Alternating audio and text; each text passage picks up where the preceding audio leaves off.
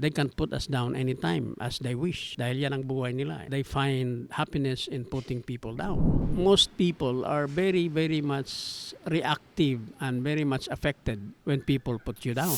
We cannot control people putting us down simply because we cannot be in control about other people's attitude. What is within our perfect control is our own attitude. So hindi natin kontrolado yung mga taong naninira sa atin. Buhay nila yon. And they can put us down anytime as they wish. Dahil yan ang buhay nila. They find happiness in putting people down. So hindi natin kontrolado sila. And you can just imagine kung magre-react ka, makikipag-away ka. You're wasting your time and draining your emotions and draining your life. Do not focus on things that are not within your control, like the attitudes and the actions of other people. Focus on the things that are within your control. Ano yung mga bagay na kaya mong kontrolin? Yung sarili mong pag-iisip, yung sarili mong ugali, yun yung kaya mong kontrolin. My advice is stop paying attention to other people putting you down. Pay attention to your own life, how you can improve your life. Even those who put us down can give us a good lesson. Kung marunong lang tayo mag-respond rather than react. Responding is making use of our gift of freedom to choose and decide. Choose your thinking, choose your attitude, choose your feelings, choose your life. Life is a choice. Reacting is simply reacting to what happens in the world outside us. This is instinctive and animalistic, so to say. So do not behave like an animal na pag natapakan ka, tutuklaw ka or kakagat ka. That is not using your gift of freedom. That is not choosing a good life. That is simply reacting to a bad life. Huwag tayo magpa-deceive sa mga taong mali ang ugali at